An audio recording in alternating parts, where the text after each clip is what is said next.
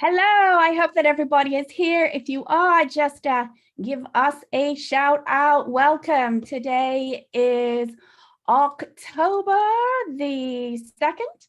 And, last time and here we go. Uninterrupted peace. No thinking about yesterday or worrying about tomorrow, but fully immersed in the present moment, free of your troubles. According to the National Library of Medicine, 90% of doctors' visits are stress-related health complaints, but even a moderately stressful immunity suppresses and our nervous system's life expectancy. Our newly seemed connected lifestyles demand increased All right, we seem to be having my fun technical. Don't really know why this is playing. Okay. additional strain on our nervous system with little time to rest and restore. Here we go. Okay, brilliant. Thank you for your patience, everyone. If you are here and you are listening, please say hello in the chat. I'm going to introduce our guest for today. That is a meditation teacher in Mill Valley. We are going to be speaking on the rise of the energies of the divine feminine. I want to reiterate to those who are brand new that we are talking about energies. It is not related to gender, identity, or even sexuality. It is typically an archetype of male and masculine, but the energies run through all of us and all entities. We are going to ask Kristen about how she came to meditation. Those of you who are Vedic meditation practitioners, we're going to have a group meditation in a moment, and then we're going to talk about the divine feminine. If you're new, please just say hello in the chat, and we will be able to reach out to you and make sure that your questions are answered during this live stream. And so I'd like to ask you, Kristen, tell us a little bit about how you came to Vedic meditation, and make sure you're off of mute now. Hi, Paula. Thank you so much for having me. I came to meditation over 10 years ago.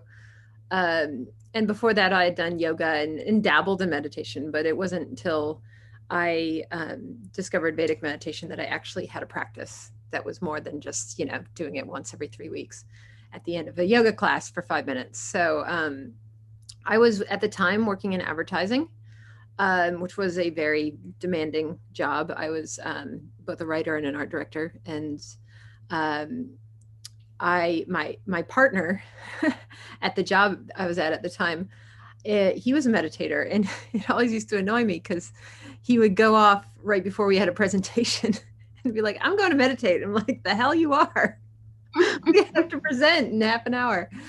And I understand why he did it now, but at the time it annoyed me. And finally one day he was like, my teacher's in San Francisco, you should come listen. And so I did, skeptically, because I'd lived in LA before, and I had seen and heard a lot of meditation talks and gurus and all that crunchy stuff, and I wasn't into it. But I was like, you know what, I could go. And I took the course, and I immediately got it. It was like my eyes had been washed. I walked out of there just like, oh my gosh, this is amazing.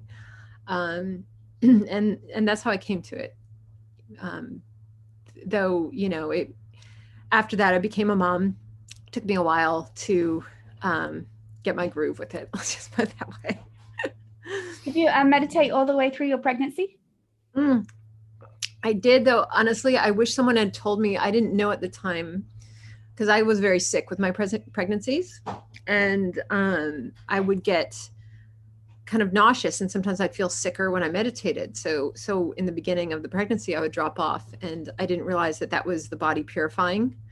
And that as now, when I have a pregnant student, I tell her that she's to, if she has that issue that I had, to meditate more often, just shorter amounts of time. And that would have probably made my pregnancy a lot easier. But I didn't know that. So I waited till later in the pregnancy to meditate more. But it helps. And how long have you been meditating now? About 11 years, I think.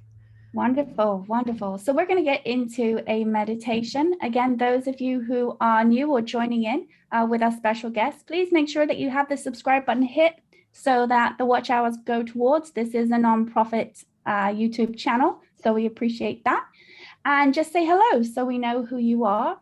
But if you are tuning in and you don't do this practice of meditation, you're still welcome to enjoy our next 20 minutes of respite, as it were.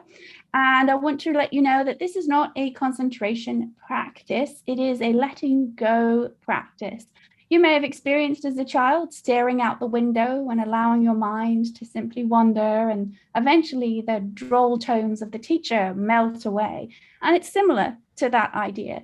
And let's have a break for 20 minutes of, rather than trying to do something, don't do something. We're so busy in our lives trying to remember us, oh, we've got to do this, we've got to do that, that when we actually have 20 minutes, when you're told to actually allow the mind to do what it wants, what do? We try to control it.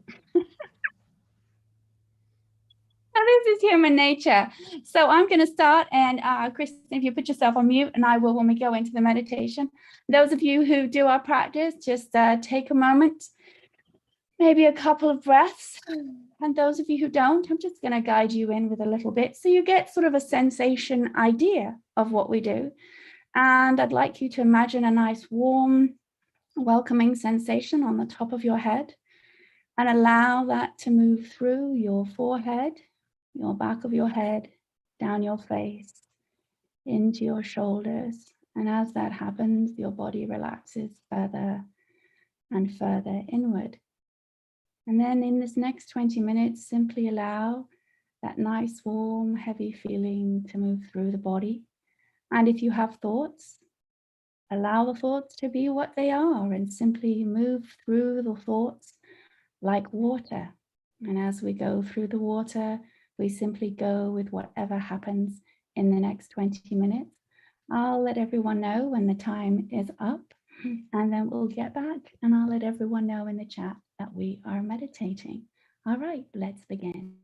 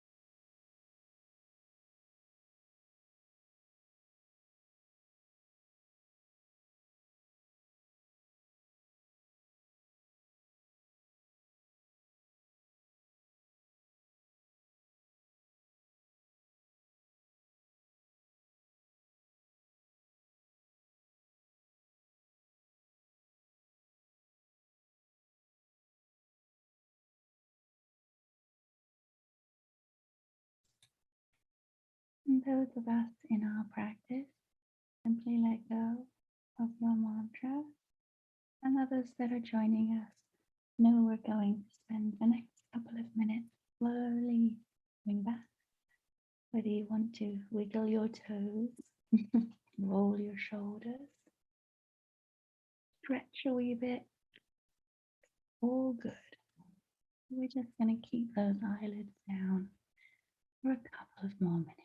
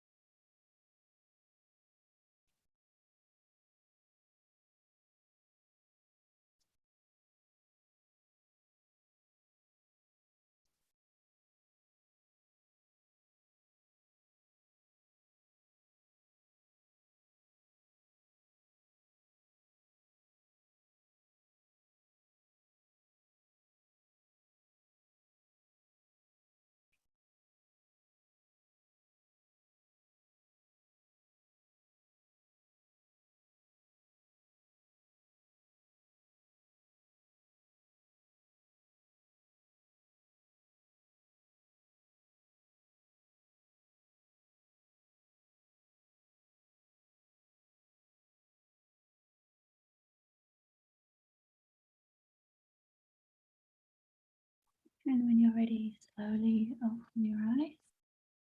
And those of us who care for the reminder or don't know, we slowly open our eyes, because those of us who still have the gift of sight, the majority of our information comes in through this sense. And if we open our eyes too quickly, what happens is the light becomes a little jarring and we ignite the fight or flight response, which begins to create a separation from where we were meditating and then where we are in the world.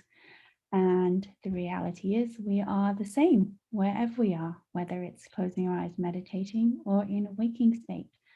So we come in very easily and effortlessly, so we can transition back into the waking state world with some deep, deep rest from what we gained in our meditation. Those of you who are joining us, just to remind you, we are focusing now on the topic of the divine feminine. There is much talk about what is the divine feminine energy. The energy of the divine feminine is usually represented visually with water. It's very much with the flow. It is a nurturing. It is a collaborating element. It is creative. It is a healing element. It does have patience. There is compassion and kindness with it. It is the element where we find our bliss and joy. And for some, it's easier to differentiate what it's not. And its opposing energetic force is more of analytical, getting things done, including victimization, anything that is opposing the gentle flow of water, as it were. But water can be a trickle in a stream, or it can be the growth and the tsunami in the ocean. The breadth of the divine feminine energy is not one of being a doormat. And my guest today will be one to know of what's also called the mama bear energy that comes in, where they have the phrases, no scorn like a woman's. It is the deeps of unconditional love is ultimately the element of the divine feminine energy. And that also includes going to bat for those who they care for and are near to. So when Kristen's going to just chat a little bit about your experience of what that is to you with the divine feminine, and we'll just take it from there. And those of you who have questions, I'm going to be monitoring the chat, not being rude, to make sure we get everyone covered. So tell me what your experience of this energy is, and maybe how it's changed through your course of meditating as well. Absolutely. I'm not sure I thought about it at all before I meditated. I mean, it was obviously a part of my life, but I like how you mentioned in the beginning that divine feminine is not exclusive to women, that it is an energy and that is enlivened in all of us. And women, it happens to be a little more enlivened often because we are women, but that does not mean that we are being exclusive here when we talk about this energy and this force. You know, how I started coming to it was when I got much more involved in meditation, when I was doing my teacher training. But even before that, I would have what felt like inspiration coming from that place, like that voice, that feminine voice. The first, you know, I don't have many of those kind of experiences that a lot of meditators have where they have visions and things like that. But I have had a couple, and one of which came before I went to my teacher training, and I got a book from a photographer friend of mine. And in the book was all images of, she had taken pictures of women in streams, like with flower crowns and just simple like nightgowns or, you know, almost unclothed. And all these women going into the streams and in rivers. She called them river stories. Her name was Michelle Gardella. She's an incredible photographer. And these women would go into these streams, and for no reason, they would just start crying or start just feeling this freedom.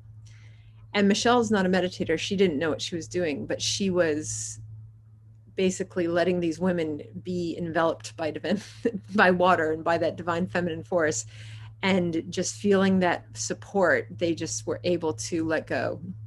And she would take pictures of it. And the book came, and I remember I just like tore it open, looked at it, and immediately had this golden image feeling. It was hardly even an image, but I saw like this lattice, and I felt connected to every woman that ever was. And it just kept going on forever. And it could just feel that experience, like that collective experience. And it was so overwhelming that I started to cry myself. Mm. And that was my first experience, the divine feminine, really having a moment. And then the next experience I had was, you know, I went to my teacher training, and I had two daughters at the time. I had a 2-year-old and a 4-year-old. And for those who don't know, the teacher training involved with learning to teach this is 3 months in India. It's a very intense experience. And so I had to leave my kids, which was, I'd never left them before. And so it was quite an ordeal. And during this teacher training, I was just meditating, and one of many, many, many meditations. And I just had this, I was doing a technique where you kind of put your awareness out to the edge of the universe. And at this point in my education, I didn't even know that, you know, in Vedic terms, they talk about, you know, the whole universe is like being held in the womb of Mother Divine. So by going out to the edge, I ran into her and had this experience. You know, she basically, you know, when I say she's a part of me, my consciousness, but the divine aspect of myself told me, you know, I need you to do my work to help people, to nurture and extend that mothering out to the world. And so that was also the beginning of my work for my nonprofit, which does similar to what yours does, where we bring meditation to people who need it, who otherwise wouldn't have access. So she's played a big role in my life. And as a mother, I feel like I'm a mother to my kids, but I also extend that mothering out to my students and beyond. And in the last year, especially through COVID, which has been an experience of going inward, where people have been forced literally to be inside, right? And the awakening can be either going inside and really going inside. Have you found that has shifted and that has grown within you? By going inside, has the divine... Well, during COVID, actually being inside and then that self-reflective experience. It's a little different for me because I was suddenly very busy. We were inside, but I was homeschooling. Suddenly I had all my kids home at once. And I went from having some time to myself to zero. So it wasn't that like I could really go inward. I was very much going outward through that, even though I wasn't seeing as many people. But, I went through a transformation just like everyone else went through a transformation through this period. We had to adapt. Some difficult things happened during this COVID stretch. And yeah, I feel like I transformed because of it. I feel like I'm, from the divine feminine standpoint, I think my view has gotten even more global. It's just seeing how many people are in, just the need keeps growing and the world keeps getting hotter, both with tempers and with temperature. And just that call just feels stronger now after what we've been going through, after what we've all been seeing. And how is that manifested in the 3D with your behavior and what you've put back into the world? So how, just seeing that urgency, it's manifested in my work with Meditation Without Borders.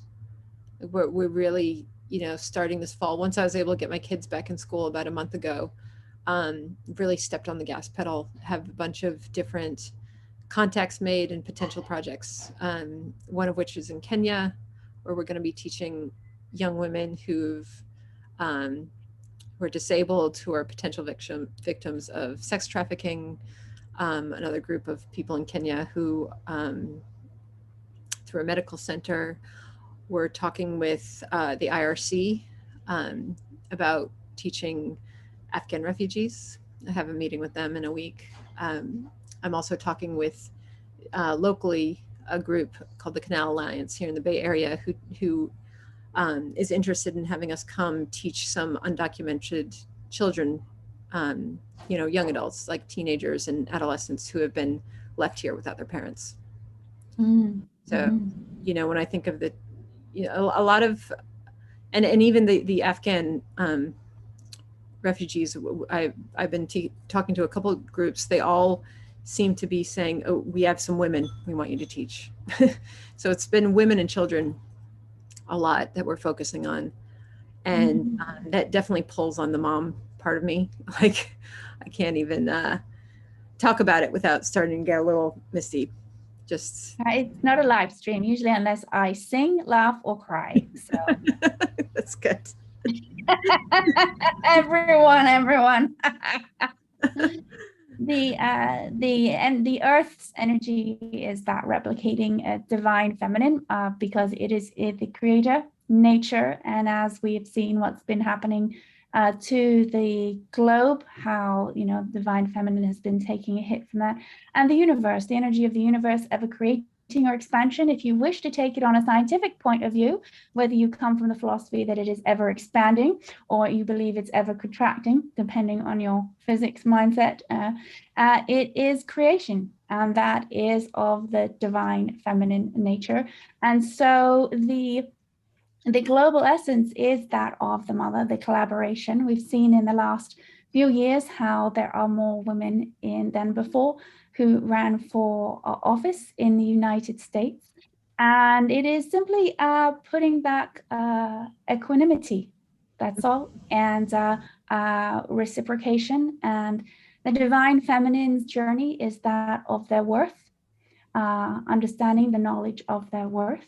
The divine masculines is being vulnerable. But when the divine feminine energy came in, and I'm not sure if you had this similar experience, was it very much is opening up the heart area here.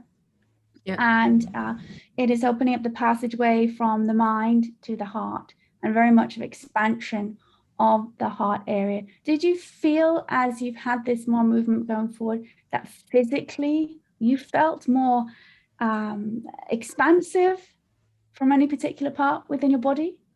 I think, oh, it's interesting you mentioned that. When I had the epiphany to go teach meditation, it came with a very physical feeling, like almost like an octopus had been holding my heart, then released. And I didn't even realize it till I felt the release. It was just this massive heart opening. And I felt more empowered through this, I believe, feeling that energy come through, feeling that need. You know, not worrying about the little things I normally worry about, like, oh my gosh, if I gain 5 pounds, you know, oh my laundry is like the size of the Himalayas, you know, like the kind of ordinary stuff just seems small and more distance. So that's how that expansion has felt. And as far as in my body in particular, yeah, if I've gone through a lot of physical change. I feel it in the heart, and also, you know, I've somewhat of a sexual abuse history, so there's been a lot going on in the lower body as well, as I'm feeling this change. You know, and it's interesting that we are having this talk today because there's marches going on all over the country, women's marches today, and Navaratri starts next week. So it's very And those of you who don't know what that is, that's 9 years of celebrating the female divine, where they are particularly in India. And yes, there are no accidents. And even if I don't try to organize it, it's organized for me. My experience too was very much a very severe opening of the heart chakra and where the solar plexus was. Those who don't know me, who are joining me, I came to meditation because I got hurt working on a computer and filing in an office, and my body never really set from the physical pain, and was looking for something to help deal with long-term chronic pain rather than pills and booze, as it were. And so I searched various forms of meditation. This particular practice did something for me that no doctor did. I couldn't sleep at night because of the physical pain, and I would sleep for 3 hours every afternoon. And I did this practice the first day on my own, and I had loads of thoughts. I had no idea what meditation was supposed to be, apart from looking online and seeing either men with long beards or really skinny, attractive women. And I didn't fit into either of that and couldn't stop my mind. In fact, it seemed to make the thoughts happen more. But afterwards, I lay down for my regular 3-hour rest. And within 5 minutes, my body didn't need it. And, you know, it hasn't ever since. And the circadian rhythm started to reset. So still having, you know, pain from, you know, repetitive work. And it's important to know that meditation is a tool to help you. I firmly believe in promise low, but keep to the truth and allow your experience. And the deep rest we get in this practice, people feel like they've slept for about a month sometimes. And that's because we equate deep rest only with being horizontal and going to sleep. But a lot of times our mind is really busy and it doesn't shift with that. So as we were moving through, I had always personally taught people who, sort of like myself, had hard times. And then the COVID came around, and it was very clear that my calling was to be doing this on a global scale and be able to teach large groups. That's the goal. COVID, of course, is a little tricky to do that. So baby steps, as it were, but not being stressed out, keeping that divine feminine energy. And within that, there was a deep, deep expansion in here. I could feel a grounding inwards in here, that there was an opening of the ribcage physically. There was work with doctors that didn't understand why things were beginning to open up after years and years of work. The ignition, I will say, of those root chakras as well, moving up through, became very, very intense.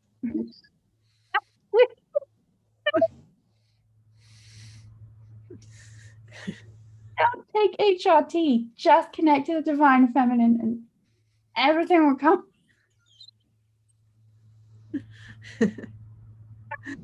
But this is the movement of the Kundalini, the energy that comes through and up the body, right? And timing, you know, effortless joy, bring it with bliss, which Kristen is here with me, because how many times people will say, oh, but there's already a nonprofit that does that, or there's already someone who does that. And you see, the calling of the divine feminine, never mind that. There will always be need. There will always be need.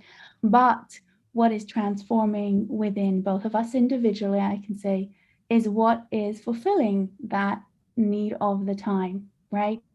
And we change the world one heart at a time. I will have a conversation with one person. I've learned something.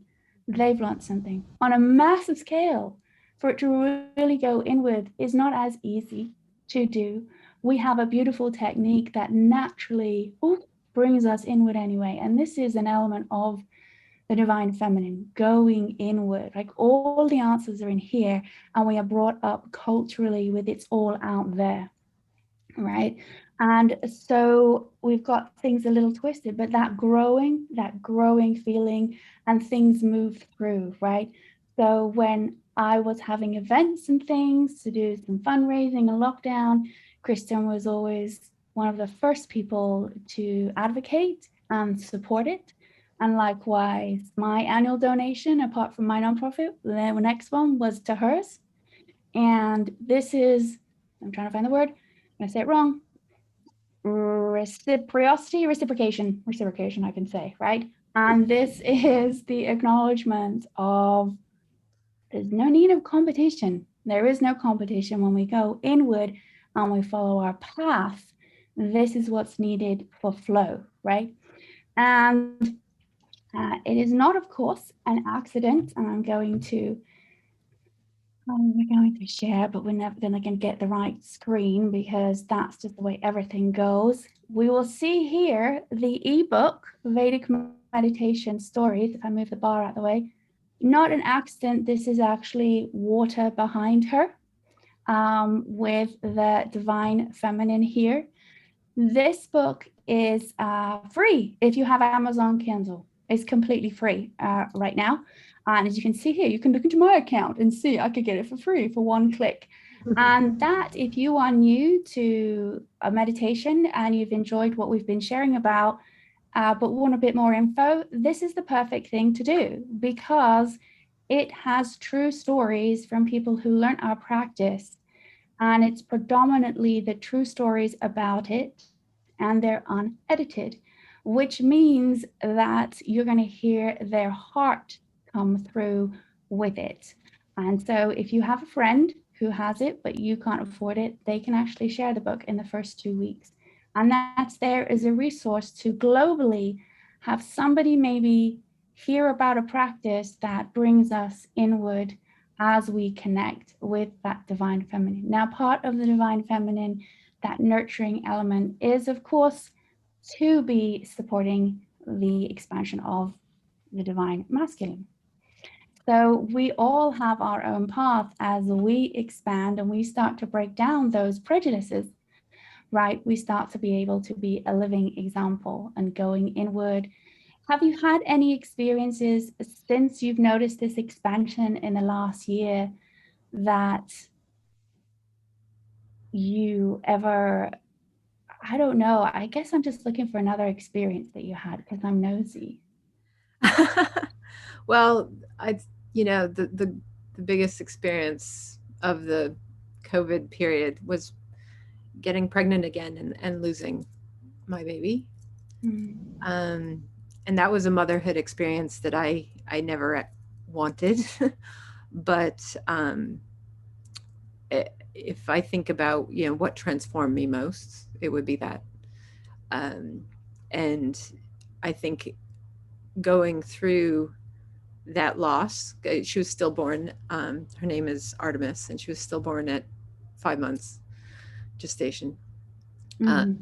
Having to birth her, connecting with that baby who I had many in consciousness conversations with beforehand. She told me her name. She told me I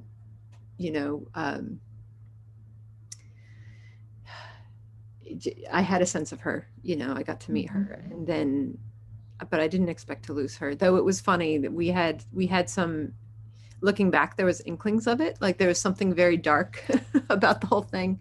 My husband and I joke, we almost bought like a black baby blanket because we were like, there's something dark about this whole process, not negative, but we could tell that there was something different than the others. And having lost her, I got to experience that divine feminine in that suddenly all these women came to find me to tell me their experience, their stories. When we buried her, I lost her and in the hospital, but I was on my own. So I birthed her on my own, and then they let us take her home. And so we buried her, my husband and I, together in the backyard by a tree that he had been raising since the day we were married. He found a sapling, and so it's this beautiful spot. And as we were burying her, once again, it was interesting. I had it's very similar to the experience I told you about in the beginning with the book. I once again felt connected to all the women who've gone through this. Like I could feel into that connection, and I could feel how lonely and sad. And then what was interesting is right after that, it sunk a little deeper, and I felt the men, which was like the women was like, once again, felt like a lattice. And then the men felt like points. Like they were even more isolated from one another. And in the weeks that followed, women came to me, they brought me food, they brought me, presents. All these bracelets I have are gifts, every single one from someone to support me through this. One has Artemis's name. This one says Jai Gurudev. This other one has little angel wings. So they just showered me and supported me, and I got to hear about them. And then I think my husband, maybe one friend texted him. So I saw the women, feminine. This is where there is the rise of the divine masculine. We are also responsible to help that rise up. Not many people want to hear that. Yeah, right. We lead the way, and these are stories now that are spoken of without shame, right? And that's shame is in the DNA. It's in the cells, and it comes down. I had not birthed a child, but I did lose a child that I had very much a connection to, and saw their face, and I knew their name as well. And so my mother actually died at the same time. And so there was a lot going on with those energies and separating it, in addition to the physical hormonal aspects that are happening. And there was a moment where it was, do I continue down the rabbit hole, or there is somebody right here who needs that nurturing divine, feminine divine energy, and really going down and examining what is a mother. What is that divine feminine nurturing energy? Is it genetics? Maybe, maybe not. Is it the person who's there, who shows up, that's nurturing? And this is a great question nowadays with all of the resources that we have to break these old ideas that unless something comes to full term, that it's very much on the blame of the female, which science will be proving more and more. It's that shame that comes down, and it's the cleansing of that shame that we all have, whether you are in a male body or not, that, you know, there is shame that comes down, and the divine female energy is of a healing energy, and going inward is where we start to feel that, right? That ability to go inward, and that then can move forward to go outward as well. So we had not by accident again, a fundraiser for teaching those who are victims of sex trafficking earlier, you know, in last year. And those of you who are in the Los Angeles area, who know people, we have our inaugural course in 2 weeks' time in October, and a part of Los Angeles, Puente Learning Center, which is in Boyle Heights. And they have opened up their doors to anyone who is considered low income, who is able to attend the course is welcome. All that's required is for you to attend a Zoom information session through me, first of all, so you know what's happening, and because we have COVID restrictions. And we are very excited for that. And I will just show quickly the link here for anybody who is online here. There's a couple of videos about meditation. These are the dates. These are the information session times. We have some information for people who learned it when they were Christian.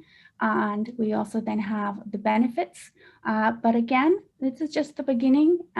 Please go to the link will be put in the description. This is for those in the Los Angeles area who are curious.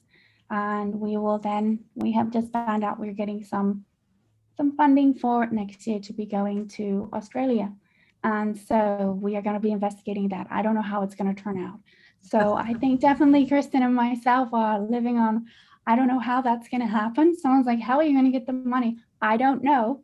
Yeah. I don't know. I will be telling Kristen offline to help her help others as well. But we are all here to help one another and support each other with what's going on. And I definitely have sent messages to her saying, you're doing amazing.